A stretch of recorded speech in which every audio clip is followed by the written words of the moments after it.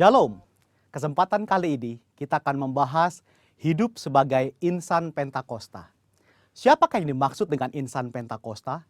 Tentunya bukan hanya mereka yang merupakan anggota jemaat gereja Pentakosta, tetapi semua orang percaya yang hidup dipimpin dan dituntun oleh Roh Kudus, yang meyakini bahwa suara Tuhan masih diperdengarkan, yang meyakini bahwa kita masih mendengar suaranya, dan yang dengan iman dan kuasa dari Roh Kudus berkata-kata atas nama Tuhan. Dalam Injil Yohanes, Tuhan Yesus sangat menekankan kehidupan orang percaya yang dipimpin dan dituntun oleh Roh Kudus.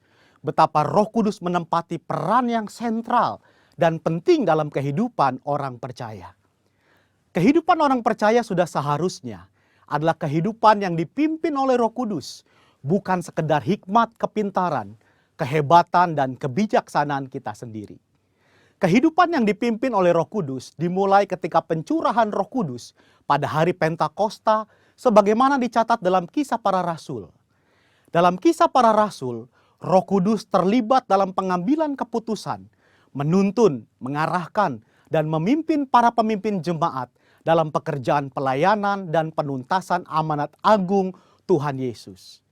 Kisah Para Rasul belum berhenti dan terus berlanjut sampai dengan era kita sekarang ini. Roh Kudus belum berhenti bekerja sampai saat ini. Karunia-karunia roh belum berhenti. Itu sebabnya kehidupan yang dipimpin oleh Roh Kudus adalah kehidupan yang seharusnya dialami dan dijalani oleh setiap orang percaya di masa kini. Ciri khas hidup insan Pentakosta yang dipenuhi dengan Roh Kudus antara lain menjaga kekudusan hidup, hubungan yang intim dengan Tuhan, hidup dan melayani dalam mujizat dan kuasa Roh Kudus, menjadi saksi Yesus, memberitakan kabar baik. Mendengar suara Tuhan bukanlah tentang kemampuan manusia mendengar suaranya, tetapi tentang kehendak Tuhan yang ingin memperdengarkan suaranya kepada orang-orang percaya, sekalipun kita sedang dalam keadaan berdosa. Namun demikian adalah merupakan tanggung jawab kita untuk melatih kepekaan dalam mendengar suaranya. Dalam praktek hidup sehari-hari insan Pentakosta, memperkatakan firman Tuhan merupakan sesuatu yang lumrah, sebagaimana diajarkan dalam firman Tuhan Yosua 1 ayat 8. Misalnya dalam keadaan sakit, mereka memperkatakan dengan penuh iman 1 Petrus 2 ayat 24, oleh bilur-bilurnya kamu telah sembuh. Ketika banyak kebutuhan hidup yang harus dipenuhi, mereka memperkatakan Filipi 4 ayat 13, segala perkara dapat kutanggung di dalam Dia yang memberi kekuatan kepadaku. Dan Filipi 4 ayat 19, Allahku akan memenuhi segala keperluanmu menurut kekayaan dan kemuliaannya dalam Kristus Yesus. Serta memperkatakan Mazmur 91, janji perlindungan Tuhan. Insan Pentakosta yang menggembalakan jemaat bukan hanya memerlukan pengetahuan teologis yang mumpuni, bukan sekedar pengalaman pribadi semata. Lebih dari itu adalah kepekaan mendengar suara Tuhan. Gembala jemaat harus memiliki keintiman dengan Tuhan, sebab dengan begitu mereka mendapatkan tuntunan Tuhan bagi umat yang digembalakan. Pesan khusus yang diterima dari Tuhan sebagai tuntunan bagi jemaat tentu harus diperkatakan dan disampaikan berulang-ulang sampai jemaat dengan urapan Roh Kudus dapat menangkap, memahami, serta melakukan apa yang menjadi tuntunan Tuhan tersebut. Robert Menzies dalam bukunya menyatakan, sama seperti Tuhan Yesus diurapi untuk memenuhi tugas kenabiannya, demikian juga murid-murid yang dibaptis Roh Kudus telah diurapi sebagai nabi-nabi akhir zaman untuk menyatakan firman Allah. Gereja di zaman akhir yang telah dibaptis Roh Kudus adalah komunitas para nabi. Apakah seperti nabi zaman Perjanjian Lama? Tentu tidak. Yang dimaksudkan adalah para nabi yang terpanggil untuk membawa pesan keselamatan sampai ke ujung bumi. Setelah dibaptis Roh Kudus, Petrus dan Paulus banyak mengulangi mujizat Yesus. Artinya, karunia mujizat tidak terbatas, hanya dikerjakan oleh Yesus. Seperti yang dinyatakan oleh Craig Keener, Petrus dan Paulus sedang melakukan pekerjaan Yesus dengan cara membuka jalan dan memberi contoh bagi gereja di masa yang akan datang. Insan Pentakosta percaya bahwa baptisan Roh Kudus adalah berkat yang kedua alias second blessing yang diterima oleh orang percaya setelah kelahiran baru. Dari sinilah gaya hidup insan Pentakosta berawal.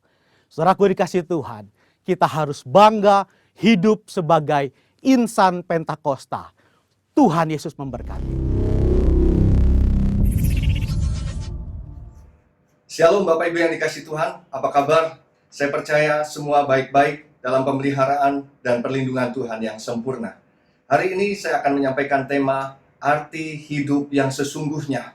Kalau ditanya apakah ada arti hidup yang tidak sesungguhnya, jawabannya ada, yaitu hidup hanya untuk kepentingan diri sendiri dan hidup hanya untuk bersenang-senang. Di dalam Lukas 12, ayat yang ke-13 sampai dengan ayat yang ke-21, satu kali Tuhan Yesus didatangi oleh seseorang yang minta bantuan untuk memberitahukan kepada saudaranya agar berbagi warisan dengannya. Dan pada waktu itu Yesus berkata, "Siapa yang mengangkat aku menjadi hakim dan perantara untuk kamu?"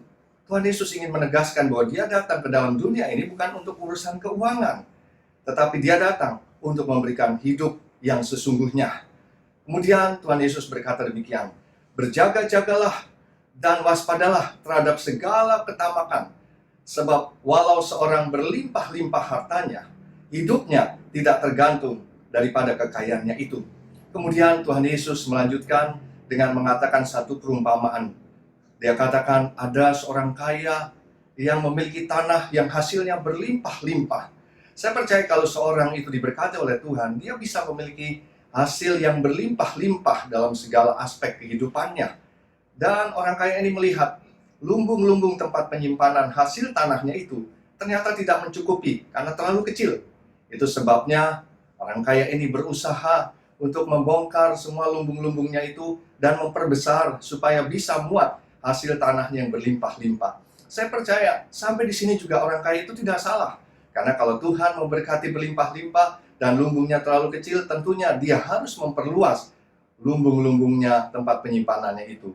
Tapi apa yang terjadi kemudian? Tuhan Yesus melanjutkan, dikatakan orang kaya ini, dia di dalam ayat yang ke-19, Lukas pasal yang ke-12 dikatakan, sesudah itu orang kaya ini berkata kepada jiwanya, "Jiwaku, ada padamu banyak barang tertimbun untuk bertahun-tahun lamanya. Beristirahatlah, makanlah, minumlah, dan bersenang-senanglah." Ini yang menjadi kesalahan orang kaya itu. Setelah dia diberkati berlimpah-limpah, setelah dia memperluas lumbung-lumbung tempat penyimpanannya, dia ingin menggunakan semua hasilnya itu untuk kesenangannya, untuk kepentingan dirinya sendiri. Bukan untuk orang lain dan bukan untuk kemuliaan Tuhan. Itu sebabnya Tuhan Yesus berkata di dalam ayat yang ke-20, "Tetapi firman Allah kepadanya, hai engkau orang bodoh, pada malam ini juga jiwamu akan diambil daripadamu, dan apa yang telah kau sediakan untuk siapakah itu nanti?" Demikianlah dikatakan jadinya orang-orang yang hidup hanya untuk dirinya sendiri dan yang untuk bersenang-senang, dikatakan sebagai orang yang bodoh. Meskipun dia kaya, tetapi dia menjadi orang yang bodoh. Apakah Tuhan tidak menghendaki kita menjadi kaya? Saya percaya tidak demikian. Tapi kita mau menjadi orang kaya yang pandai. Yang mau katakan amin. Kenapa orang kaya ini dikatakan bodoh? Sekali lagi, karena dia hidup hanya untuk kepentingan dirinya sendiri, dia hidup hanya untuk bersenang-senang, dan dia lupa bahwa Tuhan bisa mengambil nyawanya kapan saja. Itu sebabnya hari ini kita akan belajar 5 arti hidup yang sesungguhnya. Yang pertama, hidup itu anugerah. Boleh katakan bersama-sama, hidup itu anugerah. Anugerah artinya pemberian. Hidup itu anugerah, artinya hidup itu pemberian. Pemberian dari siapa? Pemberian dari Tuhan. Mengapa Tuhan? Karena hanya Tuhan yang bisa memberikan nafas hidup atau kehidupan itu. Tidak ada yang lain. Tuhan itu berotoritas penuh untuk bisa memberikan nafas hidup, tapi juga mengambilnya nafas hidup. Nah, kalau Tuhan memberikan nafas hidup kepada kita, maka kehidupan kita terus berlangsung. Sebaliknya, kalau Tuhan mengambil nafas hidup dari kita, maka kehidupan kita akan berhenti. Kita mungkin sering mendengar, ada orang yang secara tubuh jasmani, secara fisik itu sehat, tapi tiba-tiba kehidupannya berhenti. Mengapa demikian? Karena Tuhan mengambil nafas hidupnya. Sebaliknya kita juga sering mendengar ada banyak orang yang mungkin sakit parah atau mungkin juga kecelakaan begitu parah, tetapi dia masih tetap bisa hidup. Sampai dengan saat ini dia hidup. Mengapa? Karena Tuhan belum mengambil nafas hidupnya. Nah, itu sebabnya Bapak Ibu yang dikasih Tuhan, ketika kita bangun pagi dan kita masih mendapati hidup kita masih ada, itu adalah anugerah Tuhan yang harus kita syukuri.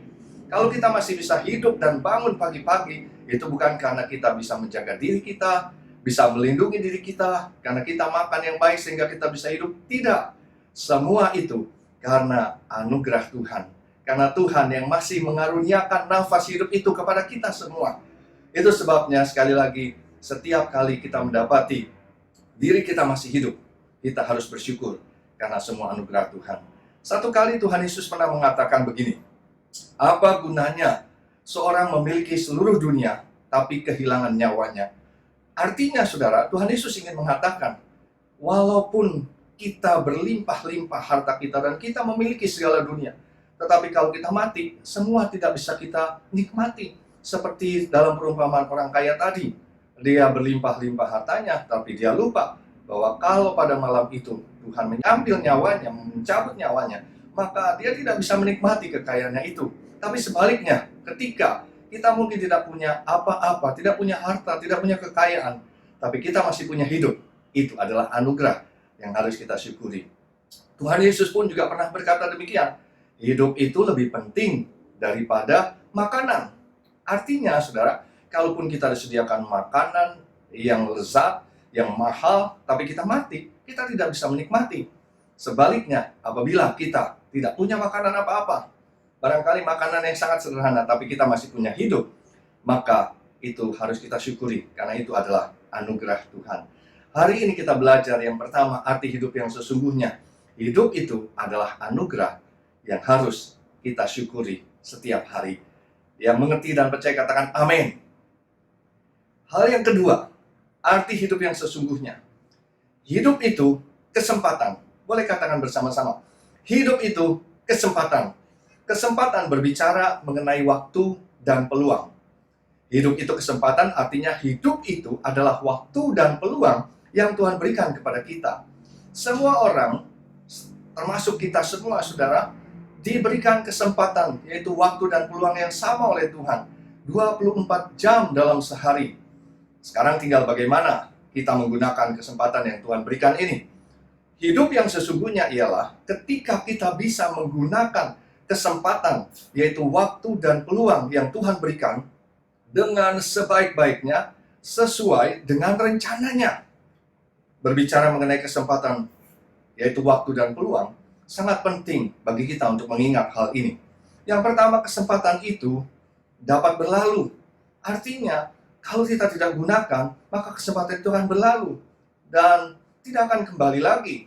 Yang kedua, kalaupun kita ada kesempatan yang lain, maka kesempatan itu tidak dapat terulang dengan sama. Kita tidak bisa mengulangi dengan persis sama seperti kesempatan sebelumnya. Dan yang ketiga, kesempatan itu bisa diisi dengan hal-hal yang positif, tapi juga bisa hal-hal yang negatif. Hari ini kita belajar bahwa hidup itu kesempatan yang harus digunakan dengan sebaik-baiknya, dengan melakukan hal-hal yang positif, membangun dan menjadi kebaikan bagi diri kita dan juga orang lain, serta untuk kemuliaan Tuhan. Hal yang kedua yang kita telah pelajari dari arti hidup yang sesungguhnya ialah hidup adalah kesempatan yang harus digunakan dengan baik dan diisi dengan hal-hal yang positif. Yang mau katakan amin. Hal yang ketiga, arti hidup yang sesungguhnya. Hidup itu sangat berharga. Boleh ucapkan sama-sama, hidup itu sangat berharga. Hidup itu sangat berharga, artinya hidup itu sangat bernilai. Karena itu hidup harus dijaga dan dipelihara dengan sebaik-baiknya. Hidup terlalu mahal untuk dirusakkan. Hidup terlalu berharga untuk dihancurkan. Kita perlu hati-hati dengan iblis yang datang hanya untuk mencuri, membunuh, dan membinasakan kita. Jangan biarkan iblis coba merusakkan dan menghancurkan hidup kita dengan narkoba, dengan seks bebas, dengan pornografi, dengan kebiasaan buruk, ataupun dengan iri hati, dengan dengki dan kepahitan. Mungkin ada di antara kita yang berkata, "Pak, hidup saya sudah rusak, bahkan sudah hancur berantakan." Jangan putus asa. Ada kabar baik untuk kita, yaitu Yesus datang untuk memulihkan hidup kita yang telah rusak dan hancur. Yang percaya katakan amin. Dia sanggup mengubahkan hidup kita menjadi baru dan kembali berharga. Karena barang siapa ada di dalam Kristus, ia adalah ciptaan yang baru. Yang lama sudah berlalu, yang baru sudah datang. Hari ini kita belajar yang ketiga, arti hidup yang sesungguhnya ialah hidup sangat berharga dan bernilai, sehingga harus dijaga dan dipelihara dengan baik. Jangan dirusakkan, apalagi dihancurkan. Yang percaya dan mau katakan amin. Yang keempat, arti hidup yang sesungguhnya. Hidup itu kepercayaan. Boleh ucapkan sama-sama, hidup itu kepercayaan. Bapak Ibu Saudara yang dikasihi Tuhan, segala sesuatu yang dipercayakan, itu karena ada yang mempercayakannya. Dengan kata lain, ada pemilik dari hal yang dipercayakan. Kepercayaan yang diberikan itu diharapkan dapat dijalankan dengan baik, dengan suatu harapan akan menghasilkan hal-hal yang baik dan dapat dipertanggungjawabkan.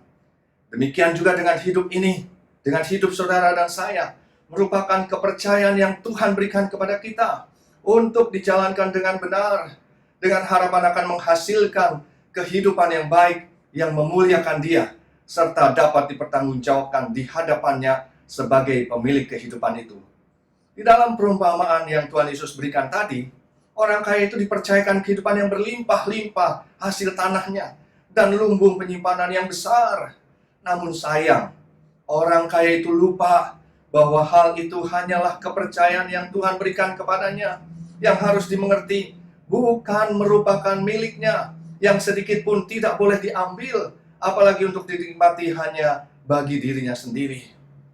Hari ini kita harus mengerti bahwa hidup ini kepercayaan dari Tuhan, bukan milik kita. Apabila Tuhan mempercayakan hidup ini dilengkapi dengan anggota keluarga, itu bukan milik kita. Begitu juga apabila Tuhan mempercayakan hidup ini dilengkapi dengan pengetahuan, dengan keterampilan, dengan kedudukan, dengan harta, dengan kekayaan. Kita harus ingat, itu semua milik kepunyaan Tuhan yang tidak boleh diambil atau dinikmati seenaknya oleh kita tanpa persetujuan Tuhan sebagai pemiliknya. Sebagai pemilik segalanya, Tuhan berhak untuk melakukan apa saja sesuai dengan kehendaknya atas hal-hal yang menjadi miliknya yang dipercayakan kepada kita. Apabila Tuhan mau minta keluarga kita, kita tidak bisa menolak. Apabila Tuhan menyuruh kita untuk melakukan sesuatu dengan harta dan keuangan yang dipercayakan pada kita, kita tidak boleh menolak. Karena Dia adalah pemilik dan kita hanyalah pengelola dan orang kepercayaannya saja. Biarlah kita mengerti hari ini, arti hidup yang sesungguhnya yang keempat ialah hidup itu kepercayaan yang harus dapat dijalankan dan dipertanggungjawabkan dengan sebaik-baiknya. Yang mengerti dan percaya katakan amin. Yang kelima, yang terakhir, arti hidup yang sesungguhnya. Hidup itu bukan hanya di dunia ini saja, namun juga di dalam kekekalan. Bapak Ibu yang dikasihi Tuhan, kita perlu mengerti bahwa ada hidup setelah kehidupan di dunia ini, yaitu hidup dalam kekekalan. Hidup dalam kekekalan ada dua macam, yaitu yang di sorga dan di neraka.